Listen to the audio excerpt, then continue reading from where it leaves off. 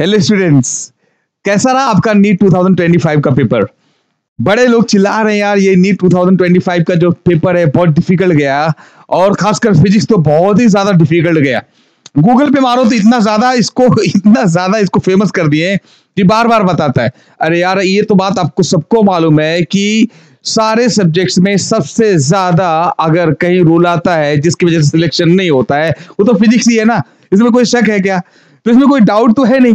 मैं बोल रहा हूं, इसको पढ़ने का तरीका मालूम होना चाहिए। लोग जो डिफिकल्ट चिल्ला रहे हो, एक बात बता दो, आप ये चीज ध्यान दियोगे, यूनिट्स एंड मेजरमेंट्स का 3 क्वेश्चन आया हुआ है, ग्रेविटेशन का डायरेक्ट फॉर्मूला बेसिस पे आया हुआ है, मैकेनिक्स 17 क्वेश्चंस आए हुए हैं 68 मार्क्स में। कहीं ना कहीं अगर देखा जाए 50 मार्क्स तो आराम से किया जा सकता था ना। अगर आपको लग रहा होगा नहीं सर ऐसा नहीं किया जा सकता था, मैं बताऊं, ये मेरे पास नोट्स है। मैंने जो स्टूडेंट्स को पिछले ईयर्स में पढ़ाया हुआ है, ये पूरा नोट्स है, ठीक है। मेरा खुद का एक सिस्टमेटिक तरीके से बनाया हुआ, जिस तरीके से आपको यहां पर बोर्ड पर दिख रहा है, मैकेनिक्स के अंदर 12 चैप्टर्स, ठीक है, दिख रहा है ना वहां पर। उसी तरीके से ऐसे 5 चैप्टर्स, 5 यूनिट में मैंने पूरे चैप्टर्स को बांटा हुआ है, मॉडर्न फिजिक्स तक। उसी तरीके से ये नोट्स यहां पर है, उसके अंदर क्या क्या चीजें हैं उन सब के बारे में, एक एक चैप्टर के अंदर क्या क्या आ सकता है आपको दिखाऊंगा डायरेक्टली। ये जो आपके पास नोट्स दिख रहे हैं ना, इससे 85% से ज्यादा क्वेश्चंस आए हुए हैं। और भी बता रहा हूं, डायरेक्ट कुछ क्वेश्चंस तो ऐसे हैं जो डायरेक्टली सीधा का सीधा डायरेक्ट वही सेम टू सेम आए हुए हैं, ठीक है। और बाकी सिमिलर क्वेश्चंस तो 85% से ज्यादा है। बताओ, 85% से ज्यादा अगर फिजिक्स में क्वेश्चंस हो जा रहे हैं तो ये एनफ नहीं है क्या आपको सिलेक्शन होने के लिए?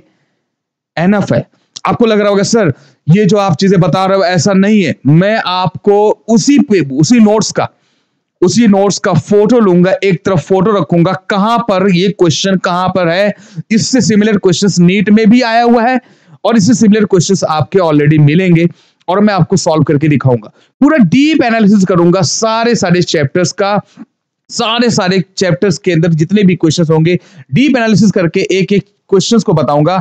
याद रखना, जो भी होगा इसमें, जो कोई रिपीटेड होगा या जो कोई 12th स्टैंडर्ड जस्ट पढ़ रहा होगा, उसमें नीट देना चाहेगा, उसके लिए बहुत आसानी से, बहुत ज्यादा, खासकर ये जो आपका एनालिसिस होगा 2025 का, बहुत ज्यादा काम आएगा। आपको पता चलेगा रियल में कि कहां पर आपको फोकस करना है, कैसे फोकस करना है, किस तरीके से आपको ध्यान देना है। तो इसलिए ये पूरा वीडियो जरूर देखना, जिसकी वजह से आपको बहुत गहराई तक नॉलेज है, जानकारी मिले। ऐसे नहीं बस आप देखते होगे अक्सर लोग वीडियो बनाए हुए क्वेश्चन नंबर ये और इसको सॉल्व करो, डायरेक्टली बस कॉपी पेस्ट करके चल रहे हैं, ऐसा नहीं है।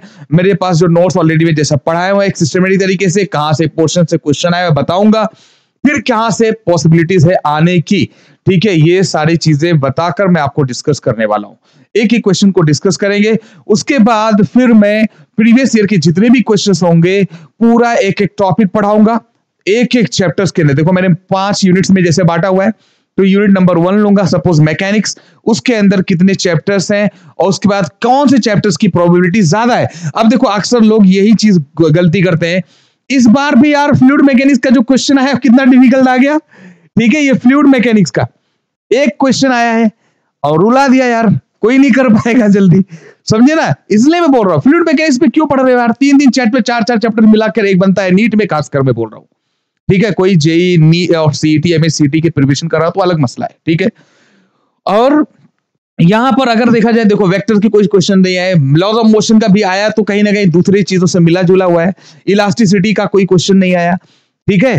तो आपको ध्यान देना है, कुछ चैप्टर्स ऐसे हैं जहां पर नहीं आते, लेकिन इसका मतलब ही नहीं कि छोड़ के रखना है, ठीक है। ये नीट है, यहां पर आपका तुक्का, आपका सिस्टम, आपका फंडा नहीं चलता है, यहां पर रियल फंडामेंटल्स चलते हैं, ठीक है। तो सारी चीजें आपको समझ में आएंगी, धीरे धीरे करके क्लियर होगा, कोई टेंशन नहीं है, ओके। तो सारा क्वेश्चंस को मैंने क्या है अरेंजमेंट कर दिया है पूरा 1 by 1, और एक ही क्वेश्चंस को मैं डिस्कस करने वाला हूं 1 by 1, बहुत डिटेल्ड में डिस्कस करूंगा। तो लेट्स स्टार्ट।